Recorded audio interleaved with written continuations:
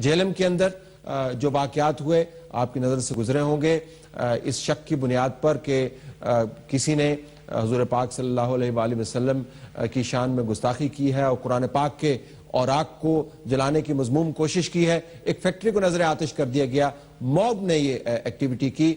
क्या एक इंतहाई सेंसिटिव मामले के ऊपर रियासत को इंटरवीन नहीं करना चाहिए था? इसके ऊपर हमारे टोल कमेंट होगा। बराबरी का पाकिस्तान, ऐसा पाकिस्तान जहां पर हर रियासत का फर्द रियासत के फ़राइज़ को भी सही तरीके से समझ पाए और अपनी ड्यूटी सरअंजाम दे पाए, और रियासत जो उसको हकूक देती है उनका तहफ़्फ़ुज़ हो। इस बात से कतई नज़र कि वो हिंदू है या सिख है, ईसाई है या किसी उसका ताल्लुक किसी भी मज़हब से है, ये कायदे आज़म के पाकिस्तान की बुनियाद है। एडिटोरियल कमेंट में बाकी है नाज़रीन, स्टे ट्यून्ड फॉर दैट।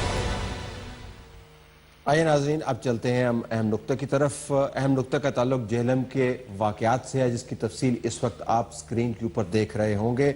खबरों की ज़ीनत भी बना और विजुअल्स भी अवेलेबल हैं। नाज़रीन, नामूस रसूल सल्लल्लाहु अलैहि वसल्लम और तक़द्दुस कुरान पाक मजीद हमारे ईमान का बुनियादी नुक्ता और मरकज़ है।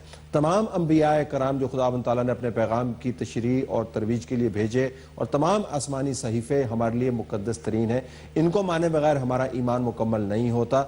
हम दूसरों के खुदाओं को भी बुरा नहीं कहते, क्योंकि अपने खुदा को कहीं वो बुरा ना कहें। हम तो ऐसे ईमान रखने वाले लोग हैं। जेएलएम के अंदर जो वाक़यात हुए नाज़रीन, उसके अंदर हमें एक और बुनियादी असूल, अगर आप रियासत मदीना से भी इंसाफ का एक तराजू लेना चाहें, जो कि अल्टीमेट तराजू है जिसके ऊपर हर इंसाफ का मयार तोला जा सकता है, तो उसके अंदर भी तवाज़न है। रियासत को खुद तहकीक करनी है और जो वाली रियासत है उसको बताना है कि क्या सच है और क्या झूठ है। एक फैक्ट्री को नजर आतिश किया गया और उसके साथ एक इबादतगाह को नजर आतिश किया गया, इस शक की बुनियाद के ऊपर कि शायद कहीं पर खुदा न खास्ता कुरान पाक के औराक को जानते बूझते हुए भट्टी के अंदर झोंका गया है। तहकीकात करना न मेरा काम है, कानूनी तहकीकात की बात कर रहा हूँ, ना हजूम का काम है। ये तयन करना कि कौन सही था कौन गलत था, इश्ताल की बुनियाद पर नहीं हो सकता।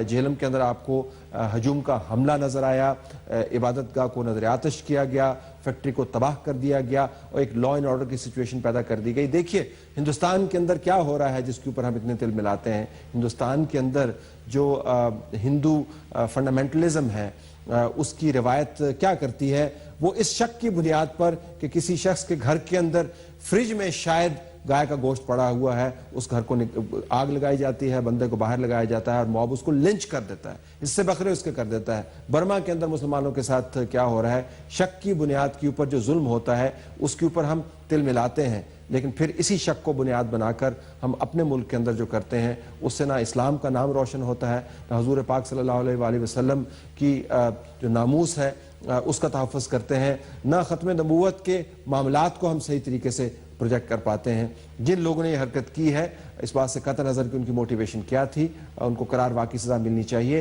रियासत ऐसे मामलात के ऊपर आंखें बंद करके मुंह में घुंघनियाँ डालकर खड़ी नहीं रह सकती। उसको इन मामलात को दुरुस्त करना है, वक्त पर इंटरवीन करना है।